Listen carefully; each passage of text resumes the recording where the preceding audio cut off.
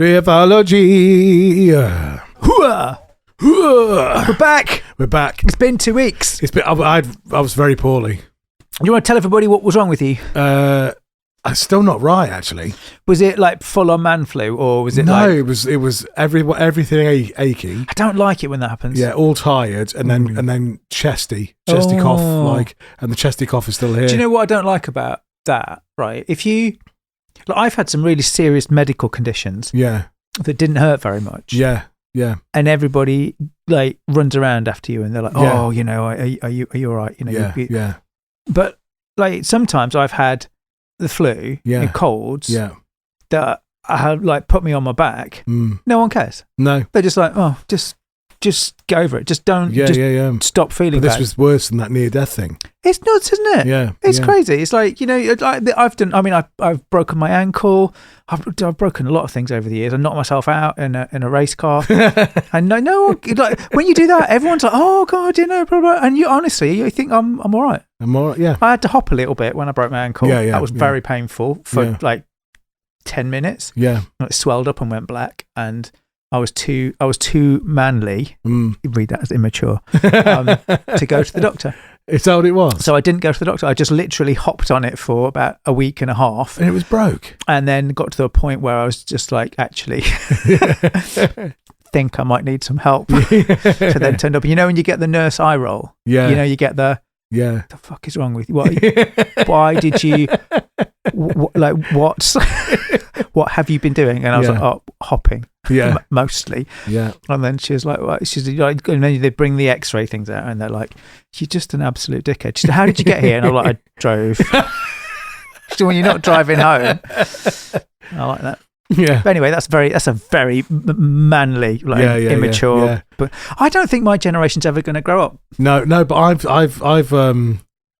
don't know. Are we the same generation? We're just on the. You're millennial, right? And I remember I was saying this to a friend at work ages ago that we used to take the piss out of millennials, because they were young, yeah. And now we're taking the. You know what I mean? It's like we're all growing old and got backache together. So it's kind of like we're all together now. But millennials.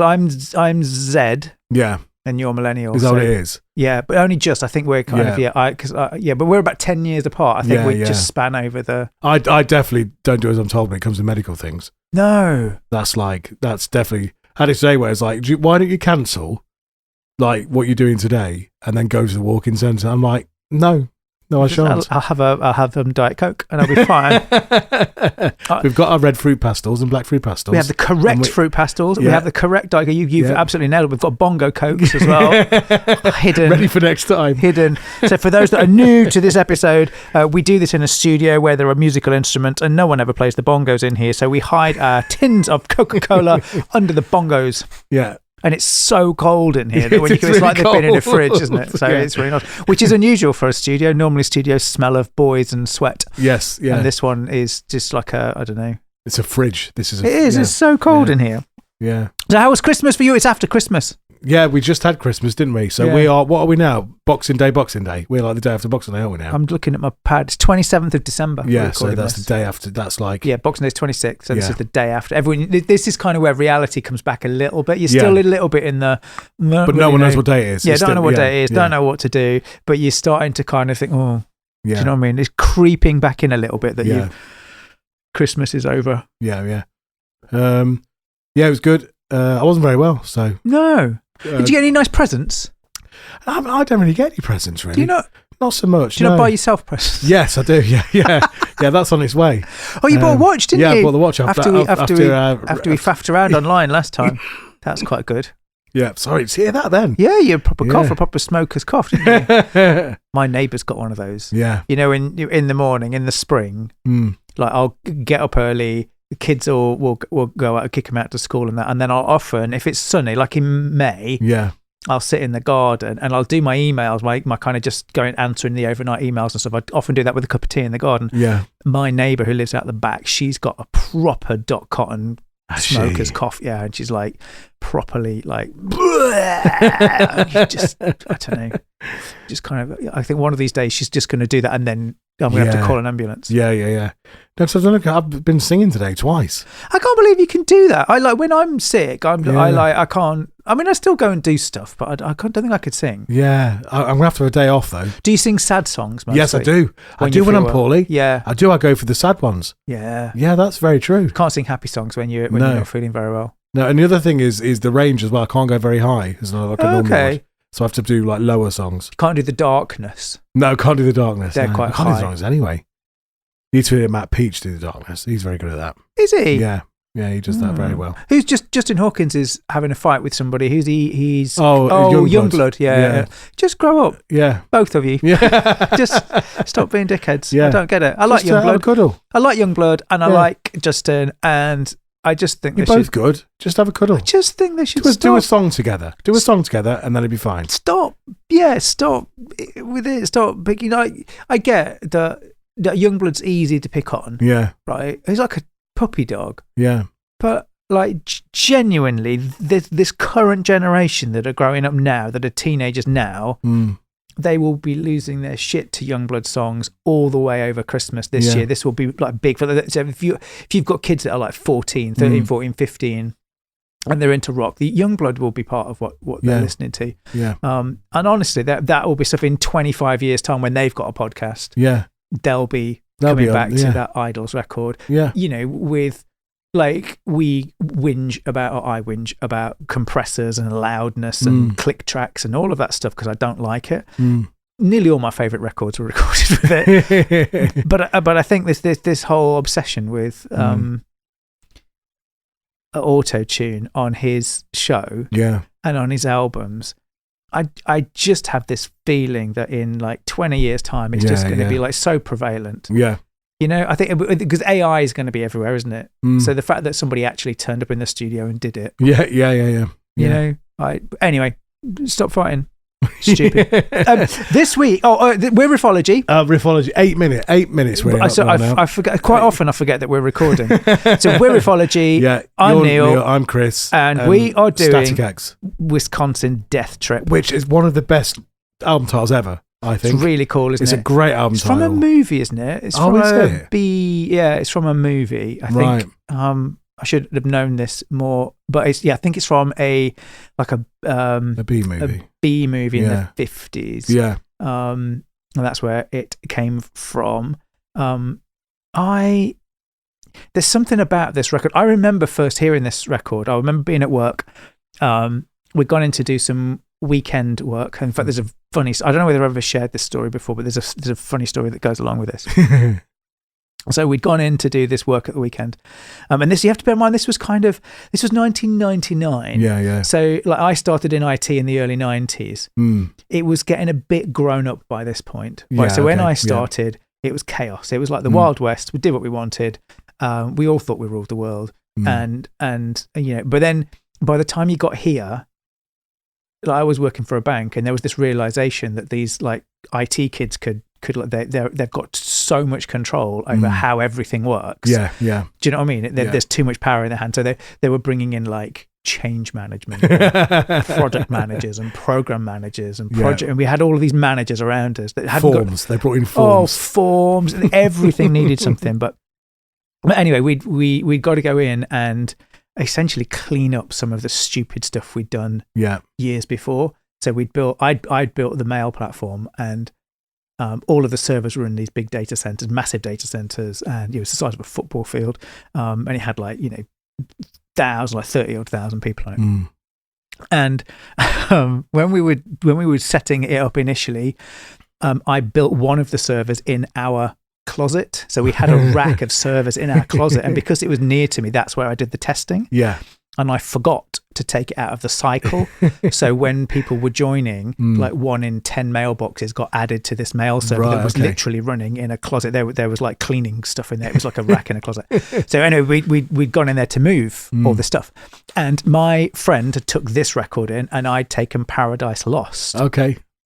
In, and we had essentially like what would be a ghetto blaster, and we because there was a lot of faffing about, so we went in there, put that on, and we just had these things on repeat. So we had this record, and we had Paradise Lost on repeat for the day while we were working in there. We were all really hungover because we'd been out the night before.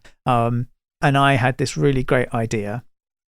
Well, we'd got, so you have to bear in mind, this is a bank, shiny marble floors, all of the, shiny lifts, everything. It was really, big glass and steel. And we were on the 3rd floor, and we got to get this server, which would have been quite heavy. This would have been like 40 kilograms. They were quite heavy, and they're not so heavy these days, but back then it was a big, heavy thing. And we were like, oh, there's a lot of cables to like undo, and just feels a lot of hard work. So we decided it would be much easier if we just took the entire rack, because we shouldn't have had the rack there. So we thought, what we'll do is we'll like unhook the umbilical from the back, wheel the rack across the car park to the next building, and then we'll just take it in the data center. Yeah. And it'll be fine. Yeah. Like, no one will mind. Well, that's what we'll do. So we did all that. We unhooked. We got our ghetto blaster like raging in the background, like push it's running, and it's all great. We're all really pleased with ourselves. We cock this rack back, and it's quite a heavy bit of kit. So there's like 3 of us, and we wheel it across into the lift. And as we go in, obviously it's at an angle, and I stand it up. Yeah. And as I try and stand it up, it topples. Wedges. Oh no. So it's not the lift wasn't tall enough, so it literally got wedged between the floor and the roof of the lift. Yeah. And then we've got security. We've got our ghetto blaster playing Paradise Lost and Static X in the background. We're all hungover. We've got this rack, which is now stuck in the lift, in the glass lift, just going up and down. And we can't stop it. And it was just, honestly, it was horrific. It was absolutely awful. And we had to go and get like a special man to come and unscrew the lift and send it down to the bottom. And then our boss turned up, and it was just like, what are you doing? It was brilliant, absolutely brilliant. And IT went downhill after that, I think. Yeah, that was like the peak, the pinnacle of IT before we had it's before the grown-ups got involved. Yeah. It was a good laugh back then. Did it resolve itself, the situation? Well, eventually, it took a lot of happening. A man with many spanners arrived, and he unbolted the lift. Yeah. And then we removed our rack from it. It had marble tiles on the floor of the lift. Yeah. And there was I was there for 7 years. Yeah. And for at least 5 years afterwards, there were these 2 scrape marks on the bottom of the lift.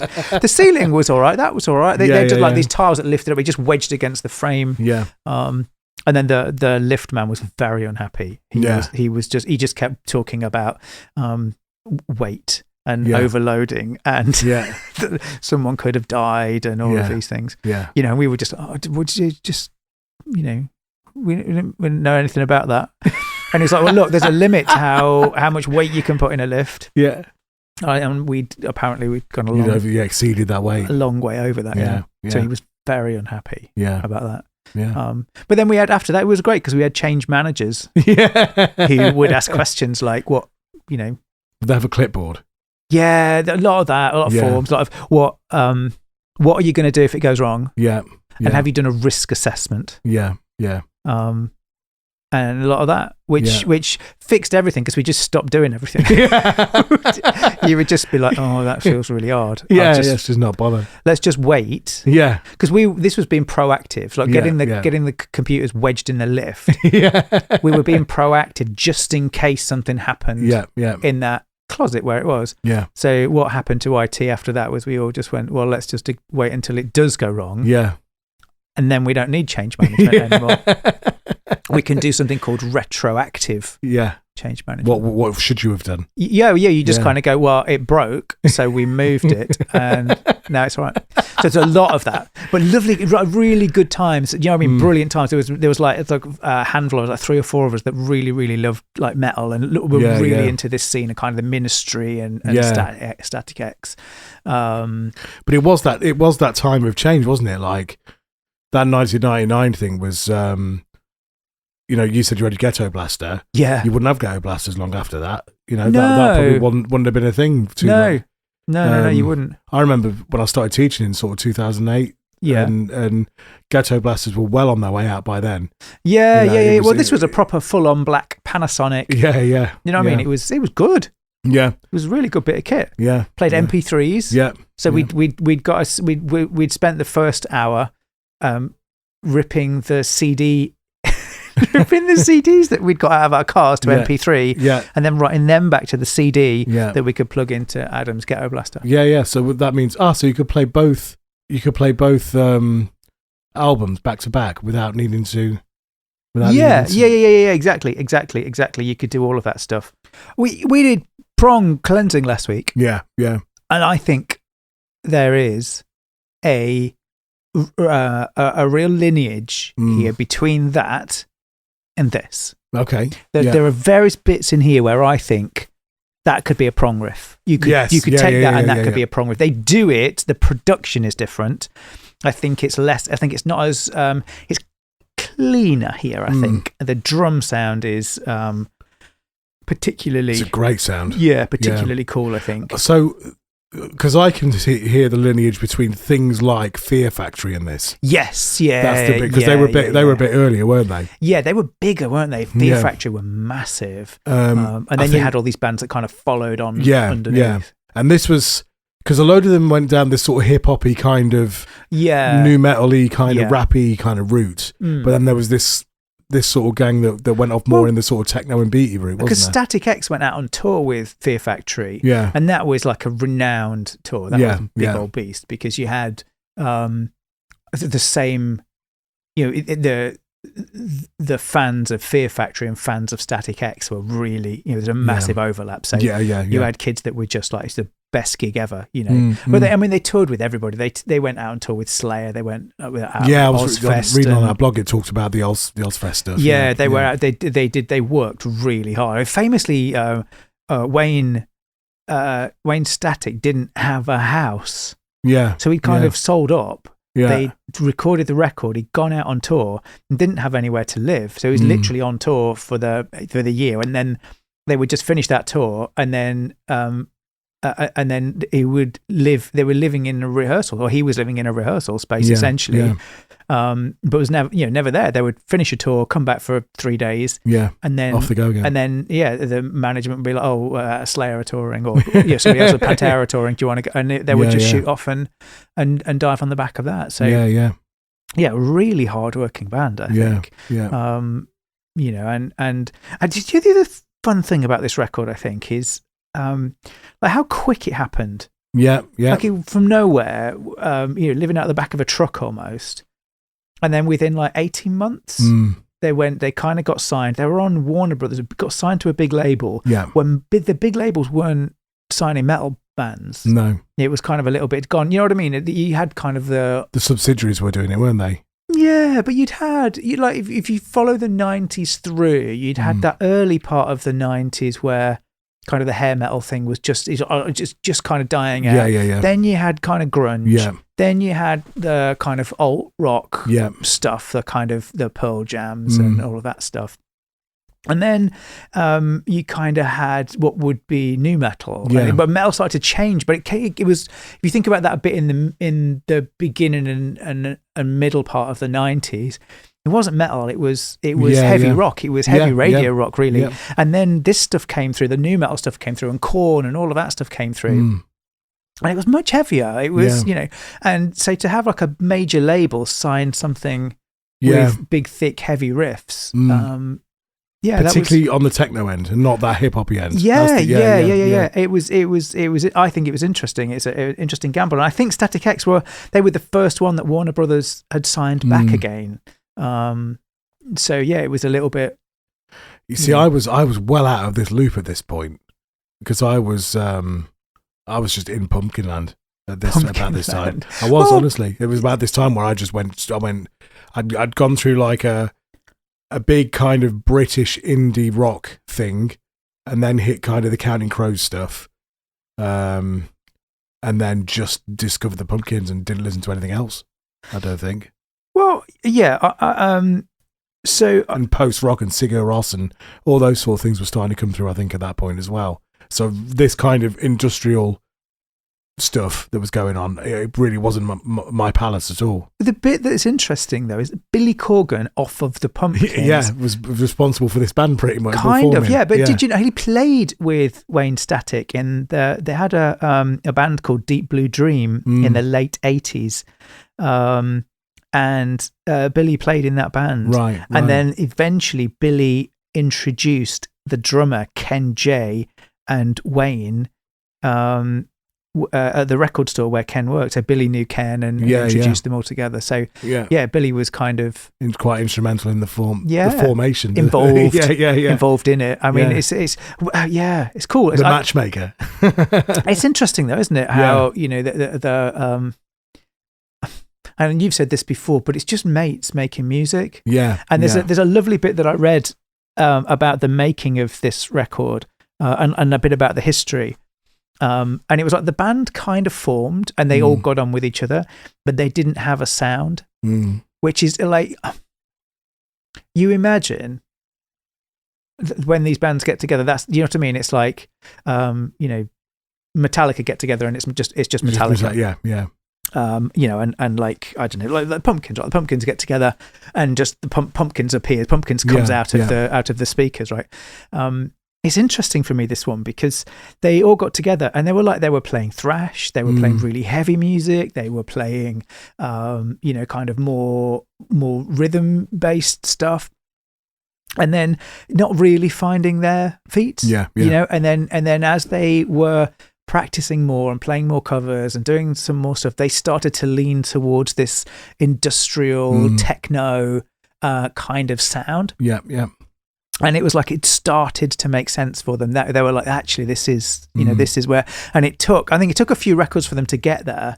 But by the time we got Wisconsin Death Trip, because they did some stuff before it, but by the time this album was recorded, it feels like fully formed, doesn't it? Yeah. But it misses the fact that there was a bunch of stuff happening before that, a bunch of live shows and a bunch of things that they were doing just to find themselves. But it's rare you find bands that are so transparent about that journey, when they're just like we this, sort of didn't know who we were for a bit. It didn't start like this is not where it began, and we weren't copying somebody, and we weren't, it was just us trying to figure out what kind of band made sense, what kind of music made sense for us, which is interesting because I've been listening to this record this week and in between dying, yeah, and then looked on the blog and it said debut, and I was like, it doesn't sound like a debut. It doesn't, does it? It doesn't. It sounds like a pretty well honed, it's well produced, like, third album job. This feels like a third album. It's well produced. It's I've been doing some decorating over the past couple of weeks. That's all you do? Oh God, honestly, I'm trying to do upstairs. The kids have made. If you just don't have children, if you want like anything to last, don't have children. They destroy everything. I'm trying to just got to repair loads of like just mess really upstairs. Anyway, I really like decorating because it's quite. I find it quite mindful. I'm not like the term mindfulness, but I find it quite. Like I don't have to analyze what I'm doing. I can just be in the moment and focus on the painting or the sanding or the whatever I'm doing. I can focus on that one thing, and I really enjoy that. And I like music that is like, I like Pink Floyd and I like Suicidal. I like kind of music like normally it's kind of quite don't know how to describe it really. Like doing some bits of decorating. Like if I'm glossing, I like Pink Floyd. Yeah. If I'm like sanding or rollering, like a bit of Suicidal Tendencies, a bit of stuff in there. But one of the things that's hit me with this, I was listening to this album the same as you this week.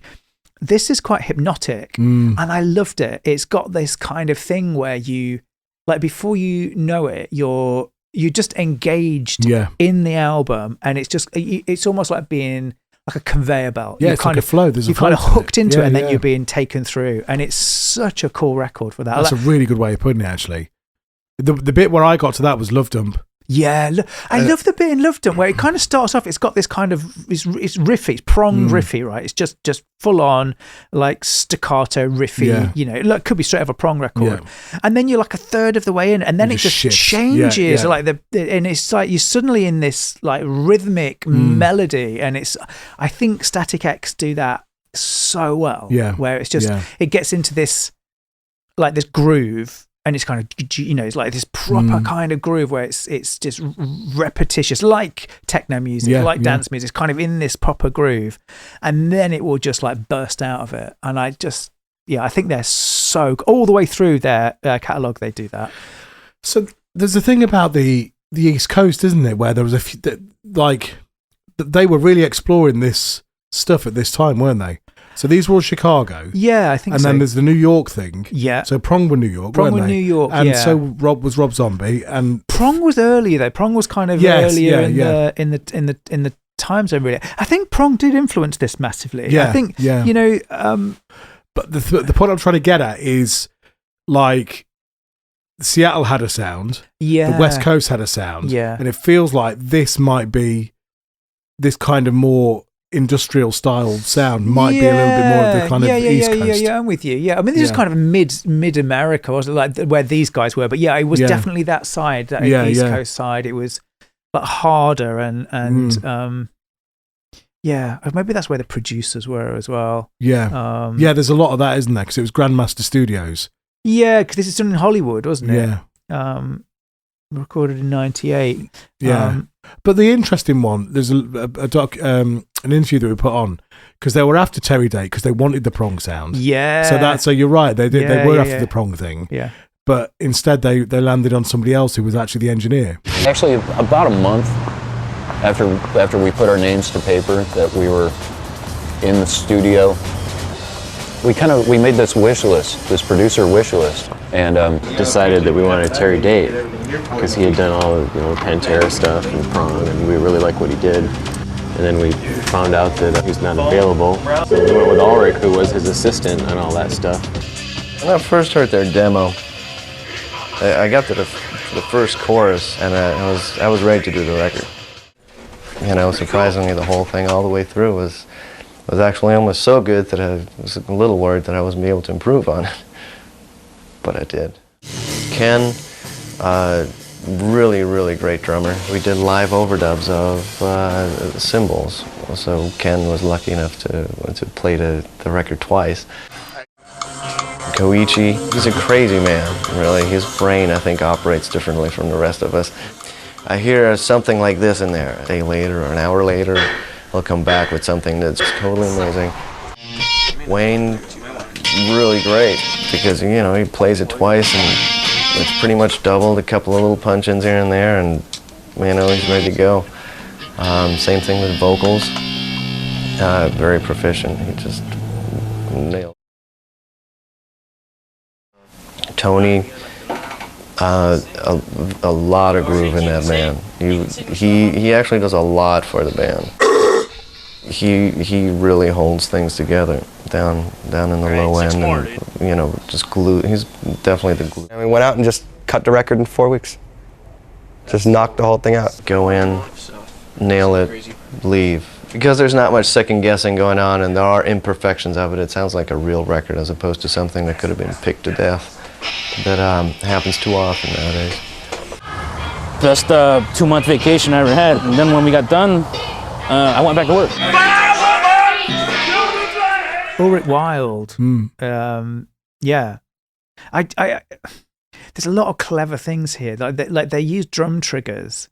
So I was reading an article about how they did the drums, and they wanted like a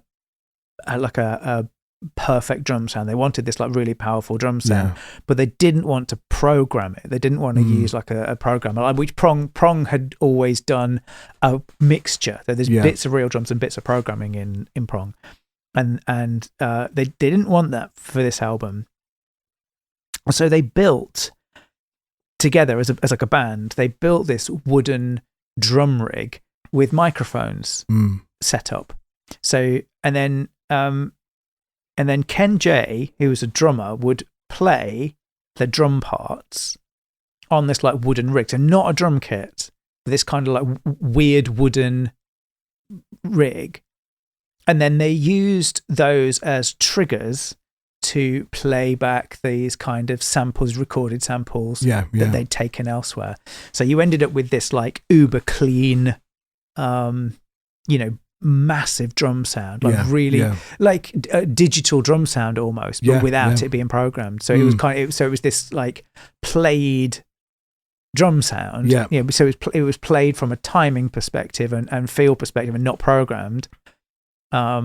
but you ended up with the sound of like a program. I was going to say, which is probably where this more techno-y kind of industrial thing comes from. Yeah, I think because obviously they're all going to be, if I'm getting the idea right, that they're sampling single hits, they're probably not going to go for like MIDI and velocity, so the way MIDI works is you've got a velocity value of up to 127, so it's 128 values effectively, 0 to 27. Of how hard you hit it. So the higher the number, the harder the dynamic. I don't think that was done, or I think this was all just like shot triggers. I think that's what all it was based on, but like really rudimentary, and then fed into the software. Then it wasn't Pro Tools. I forget what it was. It's in the blog somewhere. There's no chance of me being able to find it. I've forgotten my glasses. But yeah, they used it was some, I've forgotten the name of the, I'm looking to see if I can see it quickly, but I can't. They used it like I'd not heard of it before, the software they used. But yeah, but essentially they were like, hang on a minute, we could look at what we can do. We can take that microphone feed, the spike, into our workstation, and then use that to trigger this the drum sound that we want, and then we can change it. And I like, it's 99. I think I don't know whether that was like a common thing. It wouldn't have been. I mean now it's quite common because but they're their velocity as well. So you'd have a trigger kit, and you'd use your Slate triggers or your whatever you Easy Drummer or whatever it is you use, and that's quite normal now. But the main reason for that, and the main reason that I would assume they'd have done that, is so they could get the separation between the drums and the cymbals. Oh yeah. So they can mix it, and they can get a really nice tight drum sound that isn't saturated by bleed with other things, because you'll have no bleed on that. So you can mix the tom like it's a tom. You can mix the So there's no bleed through it all, is there? No. I quite, that there's a few albums that have got, especially for the snare. Yes. Yeah. When you can like in the bleed, if you've got headphones on, you can hear the bleed through of the snare, the chain rattling underneath the drums. And like modern recording engineers would whip that out in a heartbeat. I really like that. The humanity of it. There's something lovely. Yeah. So we talked about Rolling Stones records. In some of the early mono recordings, you can hear people walking around the studio. Like if you put headphones on and turn them up pretty loud, you can hear people. Like they're just like, they'll be sitting down and to play, and it's not done live. It's done tracked still.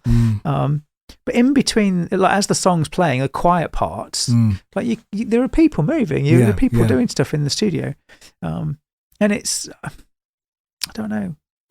I think there's something really nice about that. Yeah, I do. Something quite and I think you've alluded to this already, but as we get more into the realms of AI creating music and technology, auto-tune and everything and all that, I think there's going to be a resurgence of really raw records that are just put a mic in a room and capture something.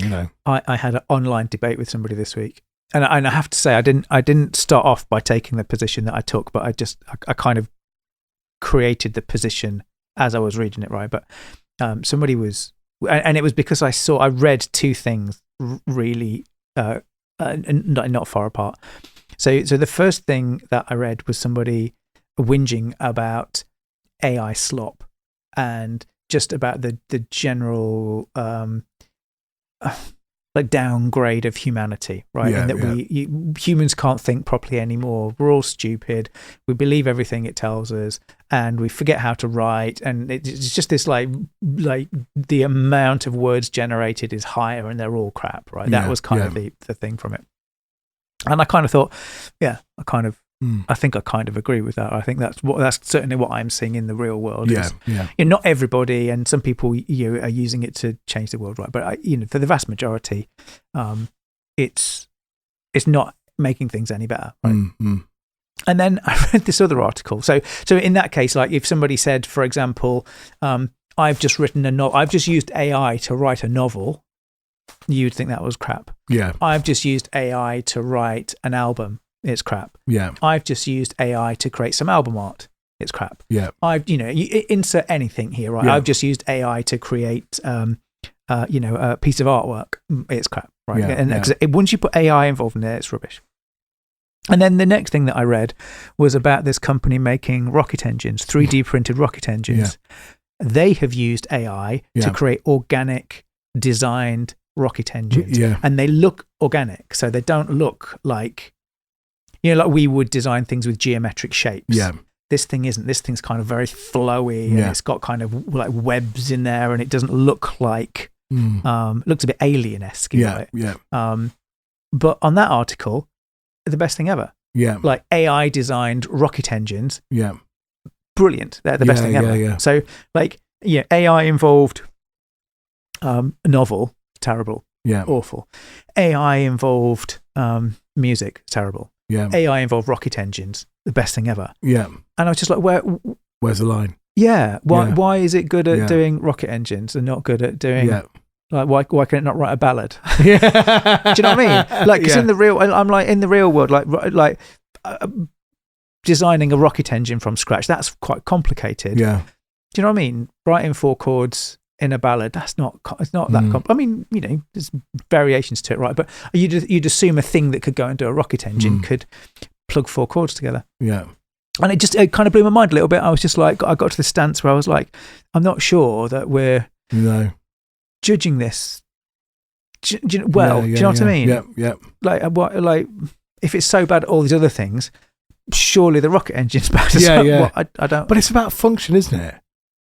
It's been used there for a function. A magic. It looks. I tell you what, it does look magic. It's like, this thing. It's like it does. It looks like if someone showed at you and said this has fallen off an alien ship.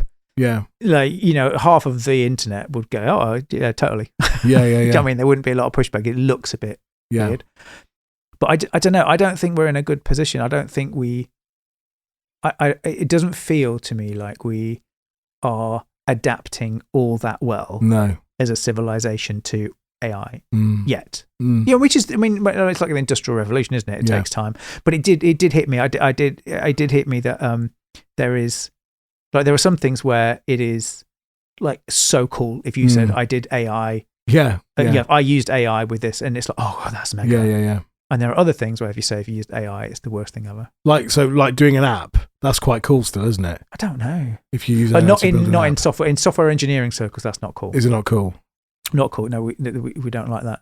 And also, if you like genuinely, the models in the last month or so write better code than I can. Right. A lot. I mean, I've been doing it for 30 years, and it genuinely will write better code. It will write much worse code. Yes. And it will write the wrong code. But if you ask it to write, if you ask it the right thing, if you ask the right questions, it will do it better. And I think that's where the wheels come off a little bit. It's, you can't just say, go and make me an app. Do you know what I mean? You've got to go and define the framework first, and then you've got to go and do all of the thinking about data structures and how it's going to connect in the back end and the architecture and all of this stuff. And you've got to design all of that, and then give all of that to the model, and then say, write me this little bit. Then write me this little bit. And you're checking it's done exactly as you wanted as you go through the different steps. And then you end up with a thing that works. Maybe that's how they did the rockets. Maybe they 3D print them as well. Out of copper. It just looks well cool. Maybe I thought that was dead cool. Really, really cool. And do you know what I did after that? So I did that, and then I was feeling a little bit sad. And then Geezer Butler is signing a bunch of Black Sabbath records. So I bought one of them. And then I ate some sweets. And then I went and watched telly. So that's the way it is. But AI is complicated. Do you know what? I'm going to tie it back a little bit to this time, because this was 99 Wisconsin Death Trip. So you're just about in peak Napster season. Well, this was peak CD download. This was like CDs. People bought CDs. And the internet was getting big, and people were MP3ing, and so you had this storm of, like you say, Napster and LimeWire and all of these other tools that were just set up for sharing music and pirating music, and it didn't, like, the music industry didn't like we don't really know how to deal with AI today. the music industry didn't know how to make sense of the internet and how it was going to do all this stuff. So you had like Lars Ulrich, threatening to sue every single person on the planet, basically. And but it was. I remember this period of time, and I remember listening to Lars speaking, saying, "That's my music. You've stolen it." And I was thinking, I taped like Master of Puppets and Kill 'Em All and Ride the Lightning off my mate's record player when I was in my teens. Is this any different? I mean, the scale is probably different. And I'm sure that the number of records got impacted massively. The people that were buying CDs, because you could, like, everyone was just downloading them and playing them in their cars. And stuff. Whereas back then we had to buy tapes. Something like one of your mates would have to go and buy the thing. Yeah. And then you could take, you'd like tape a copy of it. And there was definitely like a, he bought the last one, I better buy it. You know what I mean? Like with our mates, it was like, well, Tony bought Ride the Lightning, I better go and buy Master of Puppets, and it was you very much knew it was kind of like a round that you were in. But I kind of thought, is it any different at the time? But the impact was catastrophic because no one, just like overnight, no one bought music. No, because it was the source, wasn't it? Yeah, and the quality was so good.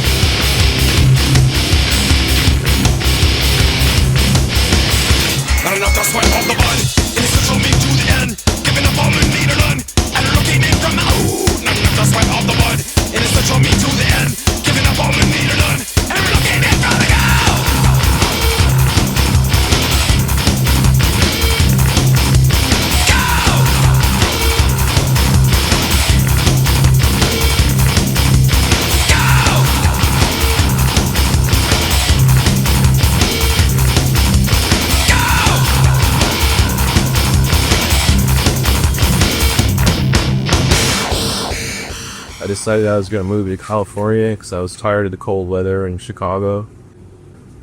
Just moved there and started looking for people to play with, and started this band just to have a good time, really. I had pretty much given up on trying to get signed at the time, but just found some cool dudes to play with and tried experimenting with a bunch of different stuff, and after about a few years, we kind of turned into what we are. I was playing in this thrash metal band in Chicago at the time, and we had come out to LA to do a record in '93, in November of '93. So we made the record, and then we drove back to Chicago in a van, and we got back to Chicago, and it was like 10 degrees and an ice storm. And I was like, you know what? Fuck this. I'm fucking out. I'm done with this shit. So I fucking noticed at work. I went out with my credit card and I bought a pickup truck, and I took everything I could pack into my pickup truck with the cats in there and drove across the country. And I knew one person in LA, so they let me stay at their house for like, a week or whatever, so I could find somewhere else to live. Had this massive credit card debt because I was broke ass, musician. I didn't have any money, so what it is, I got 2 credit cards. I bought a truck with one, and then I lived on the other one for a while. So we've come back after a little break because you had to go for a wee, didn't you? Let's go for a wee. Now, while you were weeing, I did some reading. Oh. And the software that I couldn't remember that they used was called Opcode Vision software. Never heard of that. And they used piezoelectric. Oh, really? Which I think is really interesting. Yeah, because that's what they use on transducers for guitars, for pickups. Oh, I thought that was really interesting. And the other thing is, I said it was named after a 50s B movie. Yes. It was named after a 70s book. Oh, no. I'm poorly. I need to cough. It comes from a 1973 book by Michael Lessie. Wayne Static found this obscure book which chronicles bizarre deaths and disasters in 1890s rural Wisconsin at a flea market. And he was fascinated by it. And initially they were going to use it as a band name. Really? It'd be a good band name as well. Do you know why they didn't call it that? Because the label, Warner, said it was too long. It would be all right now. I bet if they called it now, it'd be absolutely fine. And it'd sound like Kublai Khan TX.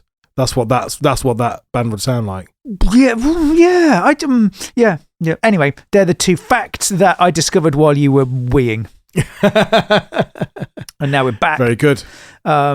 So we were talking about all kinds of stuff, weren't we? We were talking about that change in the 90s and record labels dealing with manic piracy. Yeah. And not knowing how to deal with that. Where's all the money come from? Yeah. When you're dealing with that. And it turns out it comes from selling T-shirts. Yeah. And gigs. Yeah. So the price of gigs has suddenly gone up like 10-fold. Yeah. Because everybody pirates music. Yeah.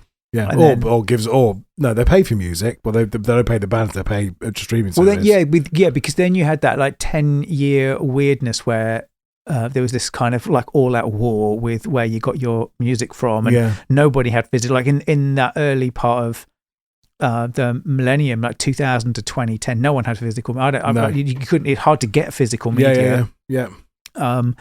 And. So like everything was kind of like you had iTunes and. See, I remember because I worked in music retail for a little while, around that kind of early 2000s point. Yeah. And I probably left. Maybe I don't know when it would have been. I'm not very good at time. Maybe mid to late sort of early 2000. Like that sort of 2006, 2007 sort of time, probably. Yeah. And that was the time where music shops started to deal with other stuff. Oh yeah. So they started to sell phones, or they started to sell books, merch. or they started, or merch, exactly. And that I've never put really bizarre. I've never put those 2 things together. That's what was going on, isn't it? Yeah. So people weren't buying physical media, but the shop still needed to be there, so they needed to sell other stuff. Like if you go into HMV. Now, it sells everything. It's crazy. It's bananas, really. By air fryers, welders. But you can't. You're right. There's tons of stuff in there. Yeah. But yeah, it's interesting times that for me that decade was really weird. It was this kind of the record labels and the industry trying to figure out how to make money. Yeah. People are like, well, I used to get music for free. Why I'm not paying for it anymore? Yeah. And then Spotify. And then you had iTunes selling tracks for 79p. Yeah. And then you had, which was great. I mean, I always thought that iTunes model worked really well for me. I kind of had like a a library that I could use anywhere I was going, which I always really liked that. But looking back on it, not having the physical, I really like physical media these days. But it was like really that I thought that was really quite cool at the time. And then you had Spotify, like just give us 10 quid and we'll give you, you can have any music you want whenever you want it. I remember the point around that conversation where it was around, I was quite quick to dump physical media. Right. And files on hard drives and just have it streaming. And not clog all my stuff up with all that stuff. I was really quick to that. And I remember everyone going, what are you doing that for? It's like, well, I'll sell everything. I don't need it now because that's there. And I remember everyone was so emotionally connected to their physical stuff. Like even their iPods. They'd built a relationship with their iPod and their playlist and that thing that they'd taken the time to put in place. I don't think I was like that. I think I was a bit like you. I moved fairly quickly. But then we're both quite shiny thing people, aren't we? But it's interesting. But I've very much gone back to that kind of, and it's the emotional connection that I don't get quite as much from. Like I bought myself a copy of 15 over because I buy my own Christmas presents because my family are all useless, and so but they did signed copy. I saw some signed copies. They were discount. In the Earache do discount stuff, so there was like 18 quid or whatever. I was, well, I'm having that. So 15, which is like one of my favorite records, we're definitely going to cover 15 from Buck Cherry. And I thought I'm gonna get that. There's a radical difference between like taking that off the shelf and putting it on and smashing it on Apple Music. And it does not that it sounds. It's not that it sound. I mean, everyone's going to be screaming at the thing, but it's not about the sound of it. It's the, I don't know. There is a thing. There's like a physical thing making a physical noise, and I feel like an emotional connection to that, and I get a different experience when I listen to music that way, and CDs too. So I've got I don't know how many, not that many, like 50 CDs or whatever. And again, it's like a different experience. It's really weird for me because when CDs were around at the time, that was just how it was, and it wasn't that. But I wonder if it is that connection back to those things, which is really interesting because my sort of era of really connecting with music and finding my own identity in music, not just the stuff that I thought that I needed to like because that was the fashion and that was the stuff that, I dressed like that, so I needed to listen to that band really. The points where I sort of really stepped away from that and got into all kinds of weird and wonderful things. Which culminated in a massive CD case. Your crazy CD case. World music. It's got loads of stuff in there. It's quite cool. But that was like downloading a million things from LimeWire, smashing it on or borrowing stuff from the library and burning it, or that sort of thing. I'm with you. And there was a whole point in my life, probably of a couple of years, where I was just stockpiling music, and collecting it from different places and almost archiving it in my own little thing, both hard drive wise and physical media wise. And it's interesting that I remember doing the same sort of thing with LimeWire and downloading a load of back catalogues and not having the same connection to those. The music I've got connections to is I can almost think back to, I had like at this point I'd saved up tons of cash and I'd got like a Nakamichi tape drive and I'd got a Marantz CD player. I got this Denon amp. And I can remember the sound that CD player made, that clunky clinky sound, and the noise that the tape player made and stuff. Now at the time, obviously they were new and shiny, and I thought they were the best things ever. And now, I don't know, I'm sure there's something about that, when you go and put a CD on and it kind of connects back to that time. Yeah, absolutely. But I do have, like, there are albums that I absolutely love. Like recent new albums that I really, really love, and I don't have like that emotional. I have that's a great record, and I go and listen to it. But I don't have the same emotional connection that I would do to, say, this record, or to Prong's Cleansing, or even Slayer Rain in Blood, and those, the kind of the Metallica back catalogue, the kind of that there's a real like quite cool thing, and I'll go and take Ride the Lightning off the shelf and put it on, and it's I don't know. There is very definitely a different connection. Yeah. To that. A lot of the time here for me as well was like we were going out, like we were being clubs and stuff. We're going to rock clubs and things. And this like Static X would be a big part of that, Ministry and Prong and the all, Rock House. Yeah, there would have been these would have been played like over and over, and again those memories come flooded back and listening in the car as well. But that would have been CD. Yeah, that would have been at this point in time CD-R for me. This would have been. I'd have I remember buying Wisconsin Death Trip on CD. Copying that CD, and that's the one that I'd put in the car because I was mature enough by that point to realize that I couldn't be trusted with things in the car. So I knew that it was going to live in like the glove box or the boot. Do you know what I mean? I had my CD changer in the boot. And I knew that it was probably not going to get treated very well. So I had those gold CDRs. But yeah, it would have been like, but you had to make that choice. You only had 6 in your car. And so, you had to go and make those choices about what you... I was just thinking then about mini discs and, I love mini discs. Yeah, I used to sit and make mini discs and get the dial and put all the text in and do all that. And I was thinking about it. I've got a bit of a soft spot for that era of my life when I was doing all this stuff. I reckon if I like just for the crack set it up now to do it again, I reckon I'd last about 3 minutes and go... I've just put it on Apple Music. It's so boring. Yeah. There is I read not that long ago about mini disc, and the only reason it failed was because Sony refused to open the licensing. Yeah. If Sony had just gone, well, anyone can have it. You can all just use it, or made the licensing like pennies, made it dirt cheap. I reckon mini disc would have been taken off. Yeah, because they even had it. It was a form of mini disc that was used on PSP games, wasn't it? Yeah. It was a kind of sort of a form of mini disc on that. Yeah. You know what, we're talking about games. This and there must be other albums that I'm sure Prodigy is probably similar. Yeah. But it hit me how broad the use of the tracks on this album on computer games were. There's a whole bunch of this was in Duke Nukem, Omega Boost, Brutal Legend. It was in like tons of games. Yeah. You're in the PlayStation era.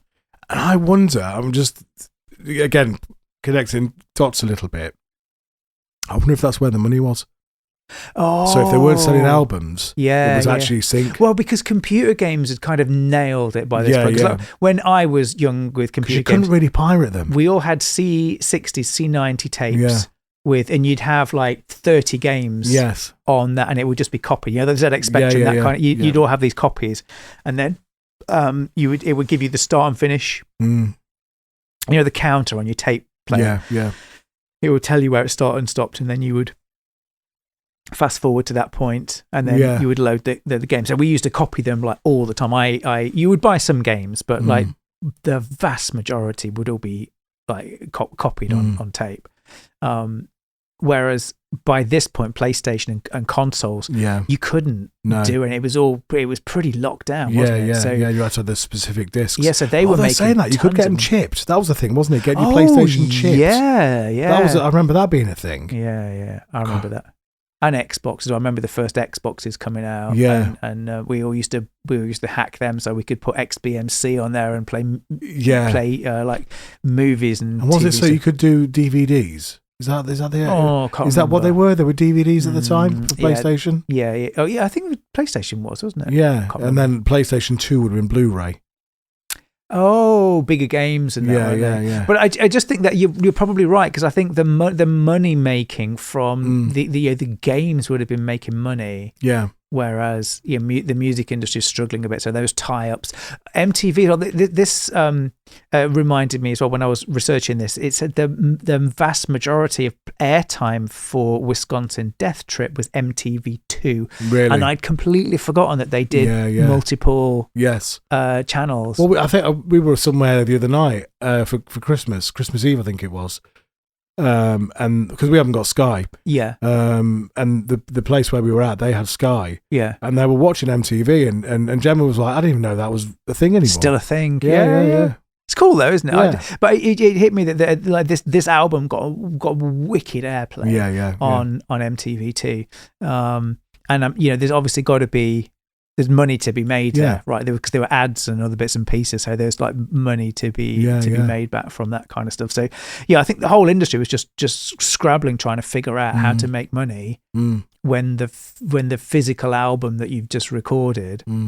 That's not making money anymore. No, you've got to make money some other way. Yeah. Actually, the other thing, I remember going to see Linkin Park actually in the early 2000s, and we bought the tickets, and you could pay extra. I can't remember how much it was, like an extra tenner or whatever, to get a live. You essentially get the sound desk recording of your gig. Yeah. So when you finished, like we went to the gig, went to Nottingham Arena.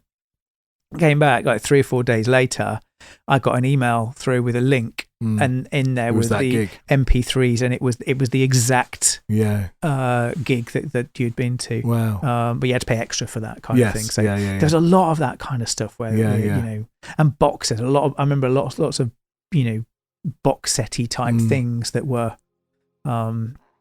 I don't know, like, you know what I mean?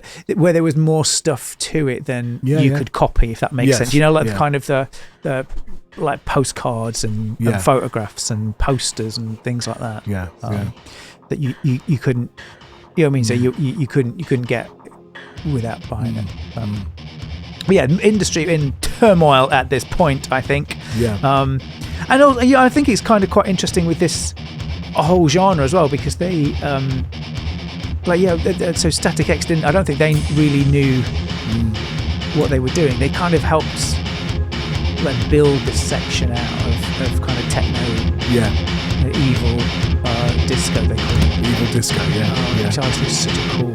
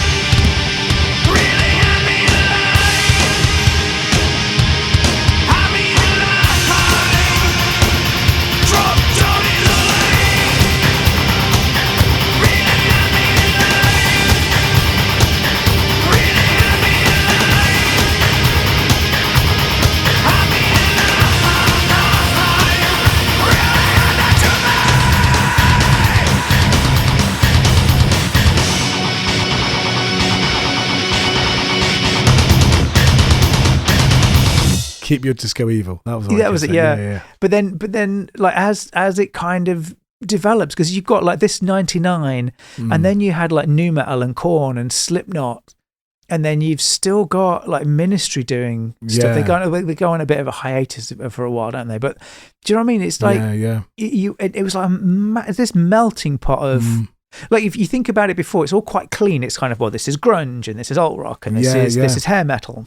Yeah, they're playing, aren't they? At this point, yeah, right. We get here, and it's like, whoa. Do you know what I mean? And we talked about this before, where the genres. Yeah. Do you know what I mean? You had like thrash metal and death metal, and you had like alt rock, and you had grunge, and you had hair metal, and you had like classic rock, and heavy metal.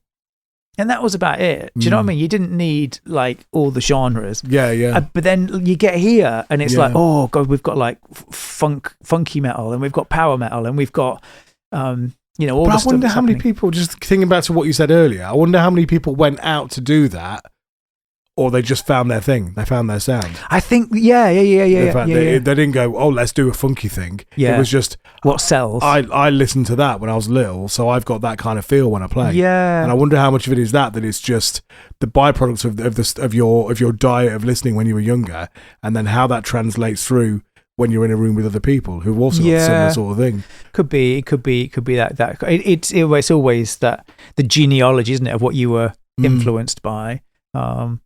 But yeah, I don't know. I just think it's a magical time, this, for like rock music in general. Whether you liked it or not, I think if you were brought up on like 80s heavy metal, this would have been a horrific time for you. Yeah. But I think in general, looking back on it, it was incredibly creative. Yes. The stuff that was coming out, like, may not have been like, I think this is a really great record. This is a really great record. There were some records that came out around this time that were less. Yeah. So, like Slayer Slayer should have just gone on holiday for 10 years. They did some horrific things. They tried to do like a grunge. Yeah. That did not work well at all for them.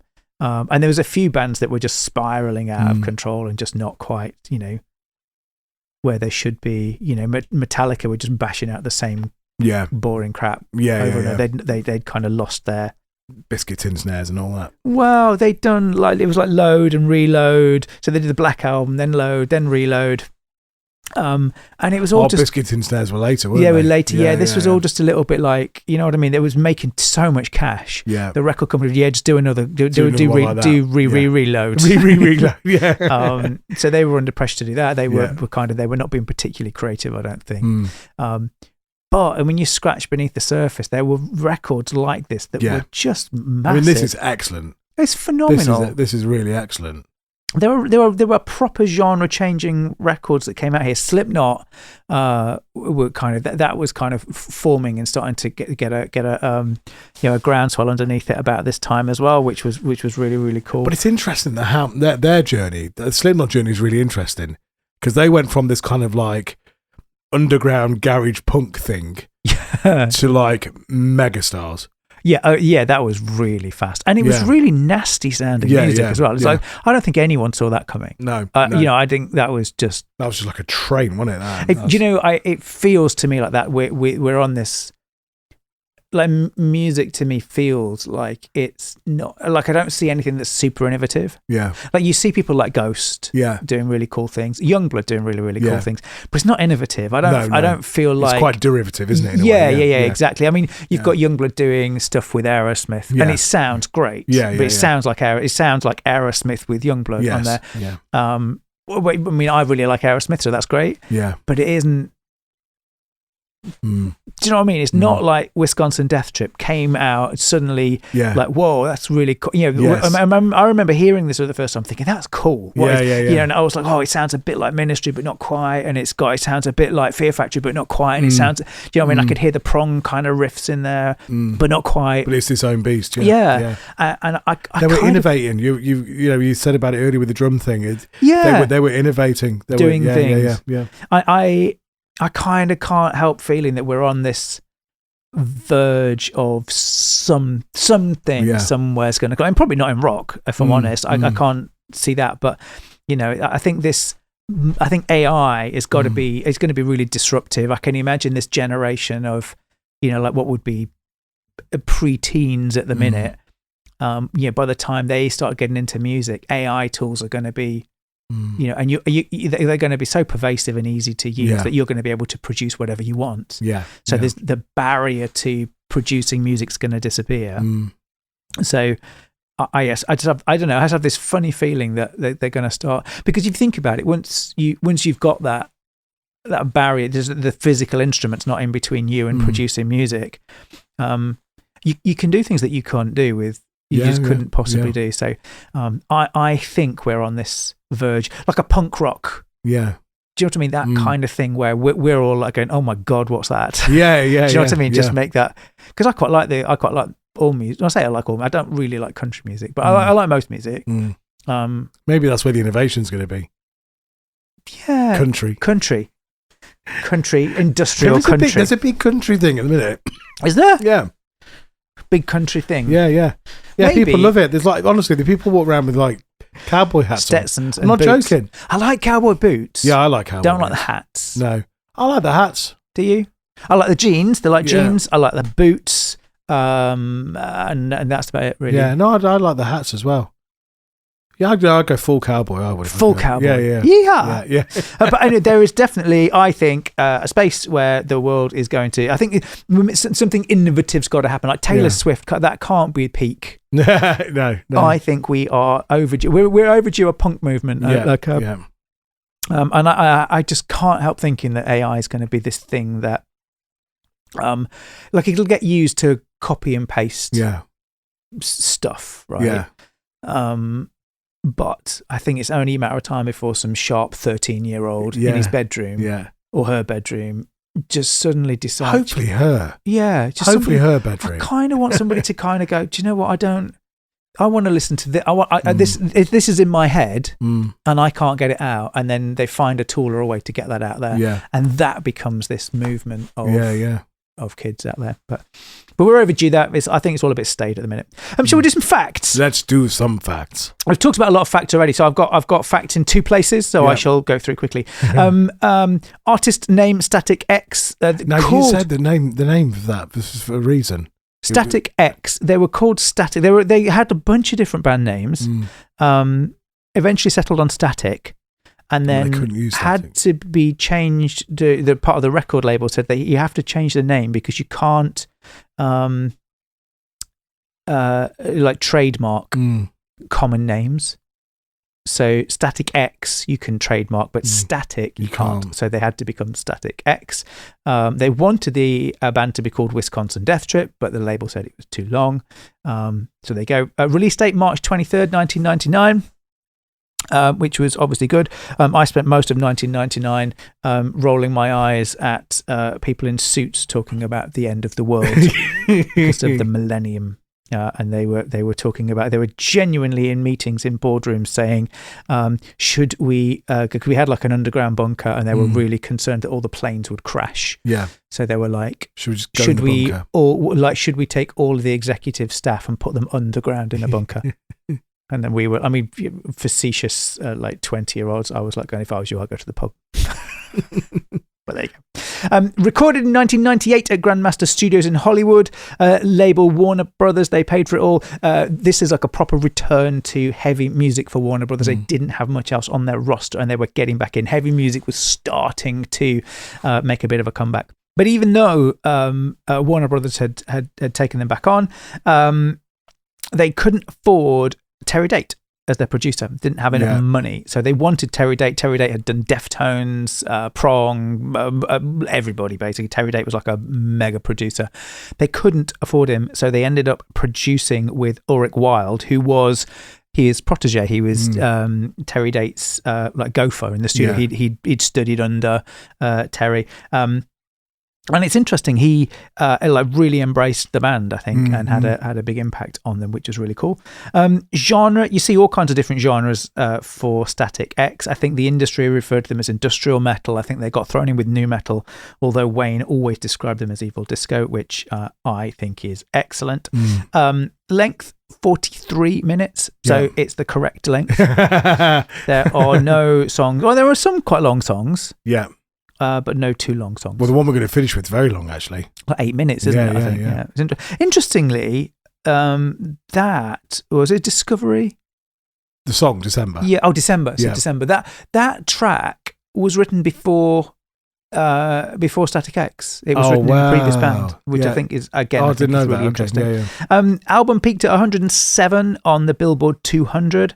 So it didn't chart that well, although it did go platinum in 2001. So that means 1 million sales, which is quite a lot. Yeah. Key singles, it was Push It, which is the one I remember that being just huge in the clubs, and then I'm With Stupid and Bled for Days. I think this album, some albums have got really notable singles on them where the melodic impact is immediate. This record to me is just full of them. Yes, I was going to say, if you were going to say which songs you're going to release as singles, it wouldn't be those for me. Yeah, I don't know. I don't know quite how you would Push It maybe, but the others, yeah. I think this would have been a difficult one where they, Warner would have tried to figure out what to do with the singles. I'm not 100% sure that would have been an easy conversation.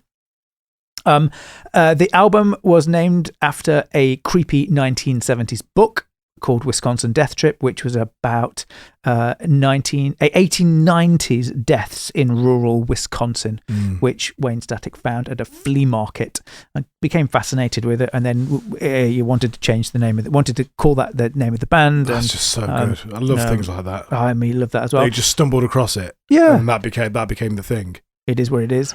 I read a graphic novel series called Harrow County. Yeah. Which, I don't know, I just get the same vibe from that phrase, Wisconsin Death Trip. Are you gonna write an album called Harrow County? You should do that.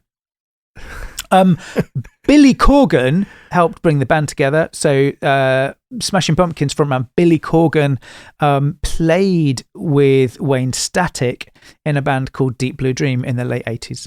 And he introduced Ken J to Wayne Static. And then that's a kind of how that kind of core nucleus of the band got formed. Which I think is it's interesting. The Smashing Pumpkins existed then. But then as Static X was kind of forming, Billy Corgan, so Wayne's trying to recruit Billy into Static X, and Billy's kind of going, actually, I think I'm going to carry on with this Pumpkin thing. Epic, really, really like epic backstory, I think it is. Talked about this a little bit, but the DIY, the drums were recorded on like a DIY wooden drum kit thing with triggers. Koichi Fukuda built that, just designed it and built it, and then used it into their software. Really innovative, quite cool, I think. Album's full of hidden samples and movie references. So Sweat of the Bud, for example's got the sample from Planet of the Apes. So where the spaceship crash lands at the beginning, that's kind of what you can hear there. There's tons of it. I love stuff like that. Stem is on there. Stem's got the from the film The Begotten from 1989. This was like a big deal for them. The band really loved these kind of pop culture references of taking like what they felt were like cool movies and stuff, and then sprinkling bits of that through there. I love stuff like that. I love anything like that. Very, very cool. And I quite like it when they capture it from other things. I know when we did Operation Mindcrime, and there were almost these things that were generated to be like film things, but for the album. Which were really cool. But I actually like the bit where they'll go and find something in reality and then repurpose it to make it part of the song. I quite like that. I quite like that too. Speaking of Pumpkins did it with the Doom Explosion on one of their records. It's on one of the songs on Melancholy. They used a Doom Explosion and sampled it and put it on the thing. I read something on Festhole today that said, I am a producer of BBC. The fart ones. Yeah, BBC children's TV. And over the past 10 years, I've been mixing in my own farts into the sound, and no one's noticed. That's the best thing ever. I just think that's just epic. Epic. It's just very, very cool. But there's also like things like in films, there's Easter eggs, isn't there? Oh, there's like the whole thing, like they'll use there's a particular soundbite that you have to use in your film somewhere. Yeah. You know, and it's like a thing. There's the and I'm gonna get this wrong now. I think it was Pixar. There's like numbers that get used all the way through them, and a lot of names run all the way through them as well. I absolutely adore stuff like that. That's wicked. It is. December, we talked about, is the last track on the album. It's too long. It's 8 minutes long. It came from a previous band where they recorded. It feels... It does feel different. It feels like a different thing, doesn't it? It comes from a band, Deep Blue Dream, that they were in with Billy. And... yeah, I don't know. It's just an interesting one. It doesn't fit the record particularly. No. It's really obvious now you've said it. Yeah, but it's quite a cool. It's a cool track. Yeah. Closes the album quite nicely. We're going to kind of close with it as well. But yeah, it's interesting. I think. Where were some of the other things here? Oh yeah, we talked about most of this stuff, right? So the name changes we've already talked about. So. They were called Static. They went to record a Static. They were on the roster with the record label as Static, and then it was only when they started to put the record out they had to go and change it. It was changed quite late in the day when the album went out. I think that's about it. And actually they've just done a bunch of like reimagined stuff. Where they've gone taken vocals, haven't they? They've gone and found old Wayne vocals after Wayne died in 2014, I think it was. And so I think about 2020, the band kind of got back together, and they've done all kinds of interesting stuff. But one of the cool things they've done, and they've only just released it actually over the past few weeks, is gone back and found a bunch of like old studio stuff that was never done, and they redid Wisconsin Death Trip, so they've kind of gone back and unnecessarily, I will say, like reproduced and messed with it. It sounds perfect as it is, and now it just sounds slightly louder than it did. But what I love about it is they've got all these kind of like just old pictures in the studio of Wayne and the band, and vocal footage from Wayne back in the day as well. And I like that. I think that's really, really good. Yeah. So they did that too. So if you love this stuff, they did some lovely vinyl actually, some beautiful vinyl of Wisconsin Death Trip, the current. Yeah. I think they redid it. I'm trying to think of when they redid it, but I think they did it in 20. There's been quite a few reissues of it. I'm sure they did it in 2020, but there's a 2025 version, which I don't know. I'm not sure. I think the older version will probably sound better. Yeah. But the 2025 version looks better. Yeah. And it's got and like I say that like gatefold thing that they did. It just looks phenomenal. Yeah. And like I say, it's got all these like really cool old photographs and things in there, which I love. We all know, like, I don't like them mucking about with the sound, but I like to see stuff like that. You know, where you've got like stuff that's kind of in a vault somewhere. And just, I don't know. I'm not such a big fan of like hearing demos and things. And sometimes it's interesting.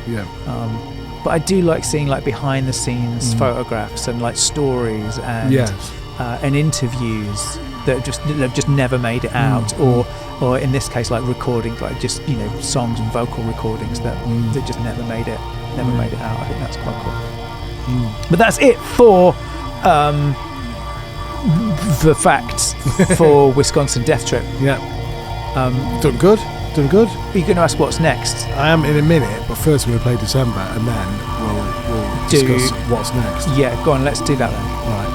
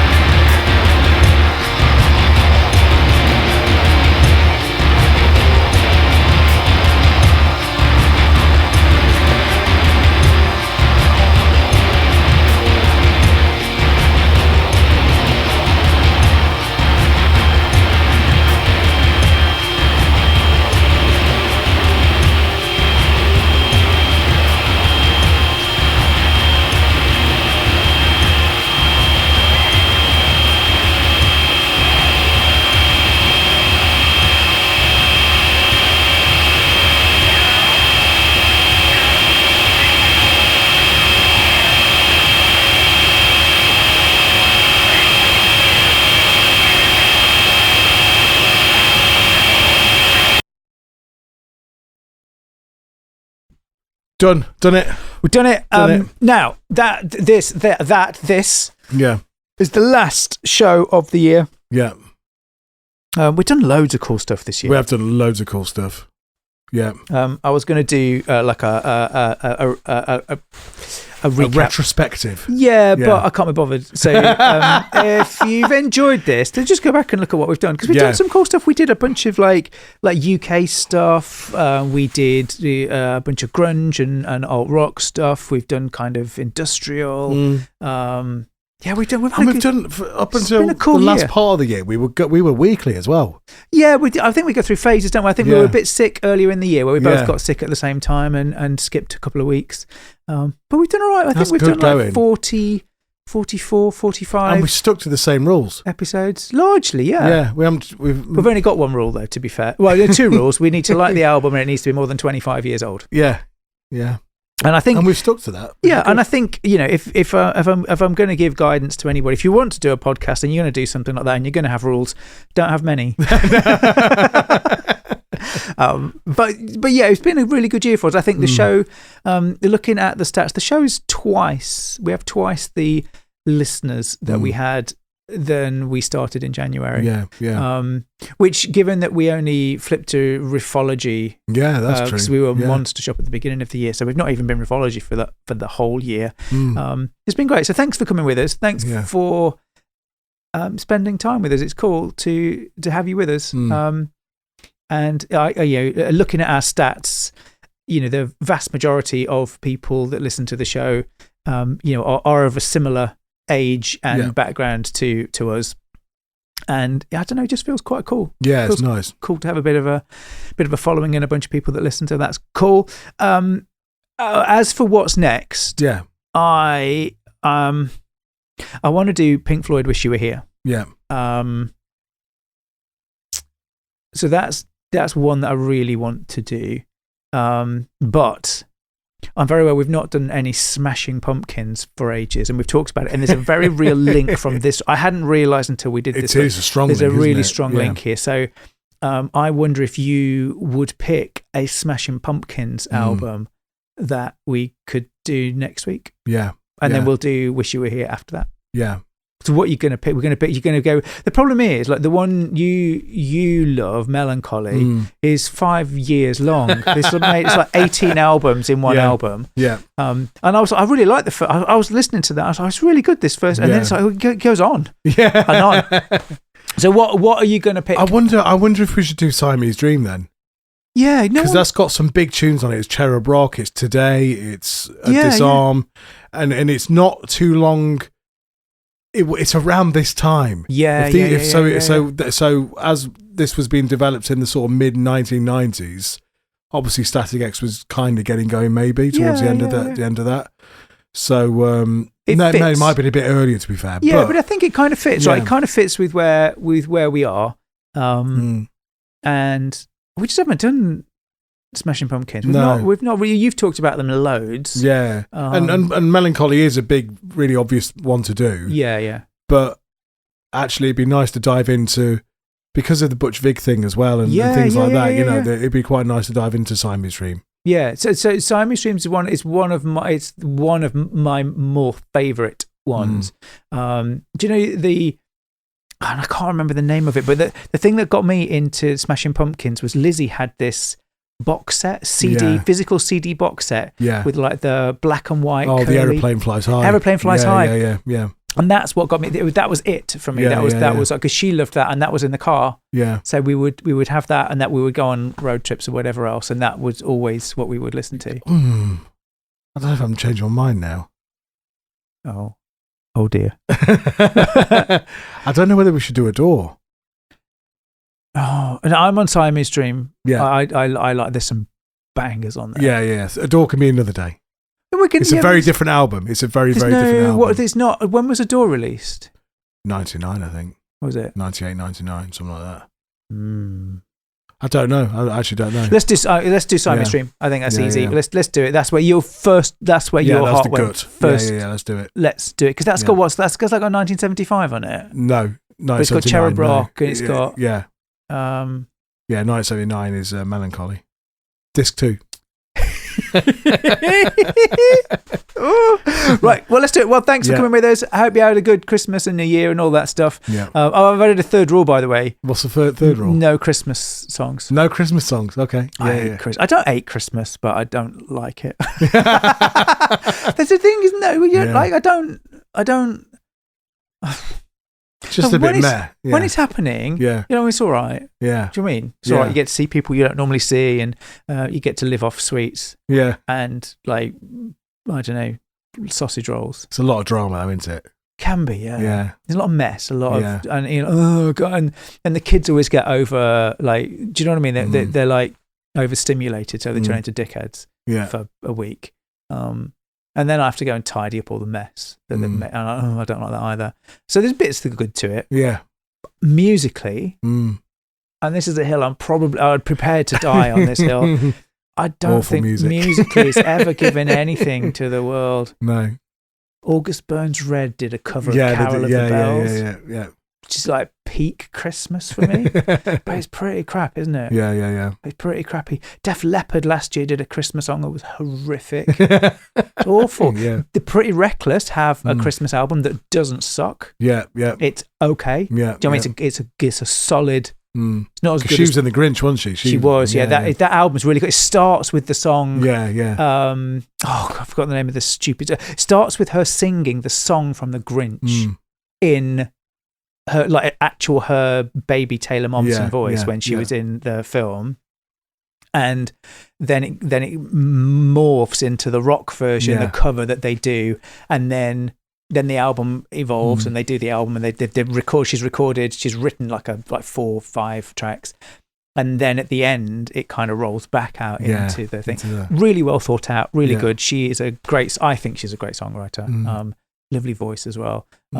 Shame we can't cover any of their stuff. Way too modern. But I really do love what they're doing. I can't think of another good Christmas record. No.